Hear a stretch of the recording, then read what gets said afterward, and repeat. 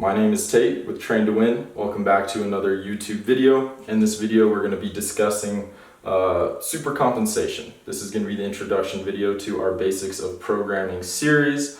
If you are an old subscriber and you're seeing this video, you can go ahead and skip past it. This video is going to be over some content of a previous video that we had posted in the past. This video is to serve some higher quality video overall with the same information context. So with that being said, we're going to jump right into it. Super compensation, what is it? Super compensation is the overall adaptation to our training stimulus or our programming within the gym or within our sport.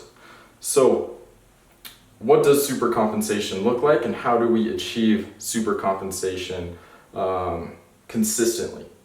So as you can see on our little diagram here, we have this black straight line all the way across.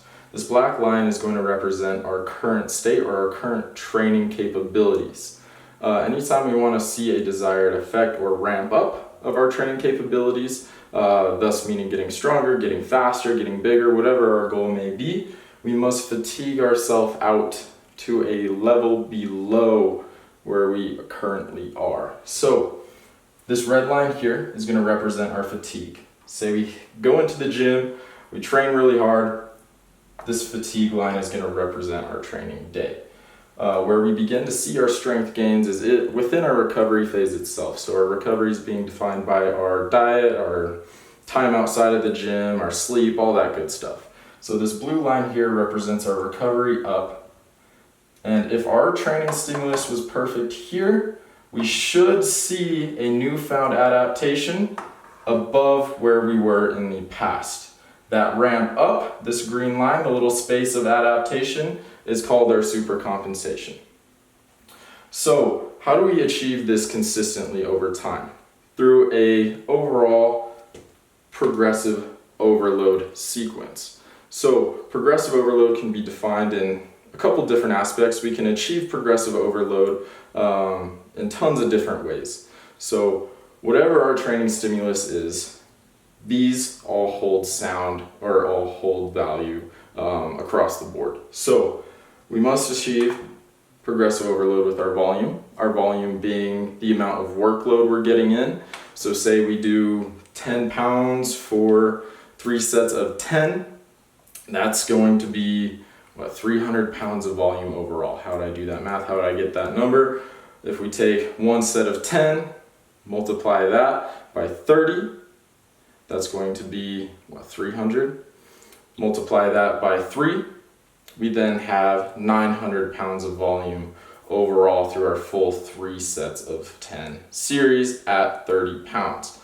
So in order to break down how to achieve progressive overload within this through a diagram, that's going to be in our part 2 series in future videos. So if you are interested in seeing that, go ahead and click past this video and go to part 2 of this series. But volume, that's what it is and how we measure it. Intensity, that's going to be how much weight we're actually pushing ourselves with, how difficult the weight is that we're pushing ourselves with. So intensity can also be measured off of like a percentage of max, for instance. Say our 1 rep max on the bench press is 200 pounds and we want to work at 80% of our max. We then are going to be working with 160 pounds, I believe, if my math is right there, which is about 80% of our max. That's the intensity we're working at with our training day. And then how we structure our sets and reps for that set intensity, again, will be discussed in future videos. But just to understand what intensity is, it's how much weight we're actually working with. The more intense, the heavier the weight. The less intense, the lighter the weight. And then we also have frequency, the amount of times we are training itself. Say we come in the gym, we're training 3 times a week, that's our frequency.